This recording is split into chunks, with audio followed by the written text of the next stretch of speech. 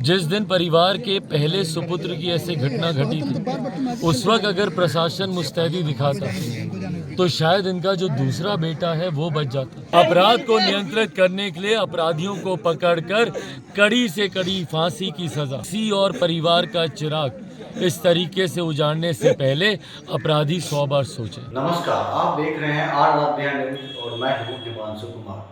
मामला मोतिहारी की जिले की है, जहां एक ही परिवार के दो भाइयों की हत्या कर दी गई है। अब लोक जनशक्ति पार्टी के अध्यक्ष चिराग पासवान पहुंचे हैं पीड़ित परिवार से मिलने।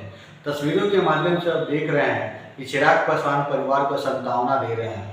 आपको बता दें कि चिराग पासवान ने दोनों भाई की हत्या के मामले में कहा कि बिहार की पुलिस और प्रशासन पूरी तरह विफल है, वहीं अपराधी खुलेआम घूम रहे हैं। वहीं चिराग पासवान ने बताया कि व्यापारी से लेकर आम लोगों की हत्या हो रहा है, लोगों में डर की स्थिति है।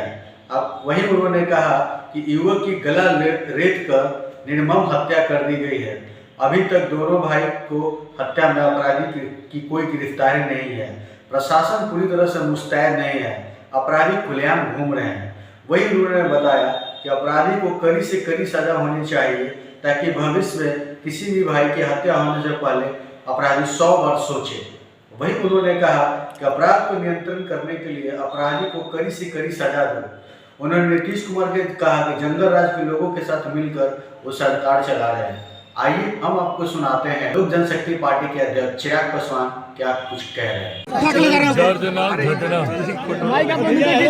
जिसमें एक ही परिवार के दो भाई कुंदन और रवि महज 15 दिन के भीतर दोनों भाइयों की हत्या कर दी गई।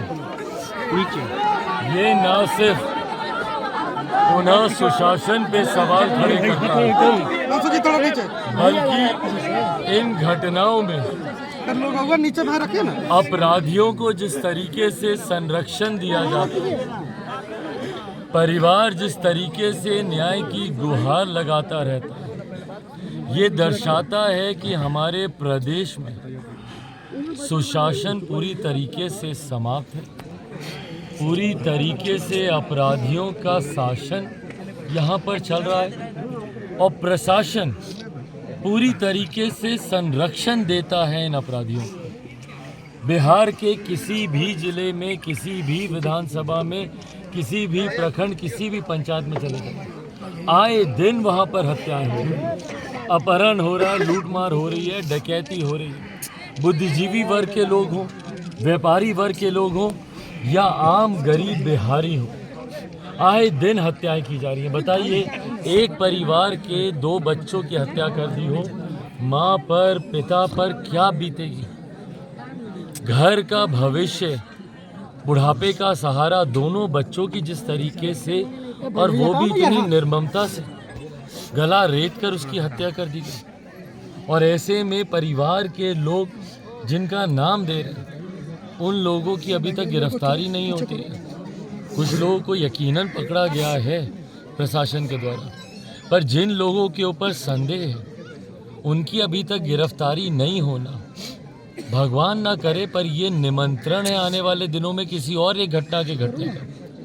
जिस दिन परिवार के पहले सुपुत्र की ऐसी घटना घटी थी, उस वक्त अगर प्रशासन मुस्तैदी दिखाता तो शायद इनका जो दूसरा बेटा है वो बच जाता। जब तक अपराधियों को कड़ी सजा नहीं होगी, जब तक उनको फांसी की सजा नहीं होगी, ये अपराध का सिलसिला इसी तरीके से चलता रहेगा। अपराध को नियंत्रित करने के लिए अपराधियों को पकड़कर कड़ी से कड़ी फांसी की सजा उनको दी जानी चाहिए, ताकि किसी और परिवार का चिराग इस तरीके से उजाड़ने से पहले अपराधी 100 बार सोचे। मुख्यमंत्री जंगल राज बोलकर जंगल राज का विकल्प बनकर आए थे।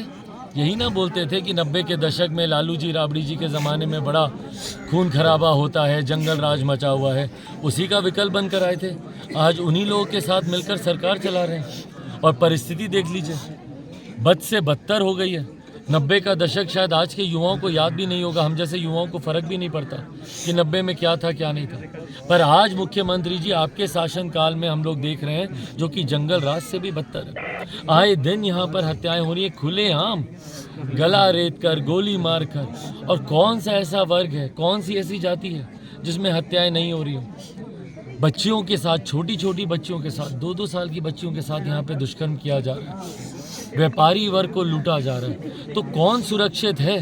ये सुशासन की परिभाषा तो नहीं हो सकती ना, सिर्फ तमगा लेकर घूमने से और स्वतः अपने आप को सुशासन बाबू कहलवाने से, अपनी ही बड़ाई का ढोल पीटने से सुशासन नहीं आता।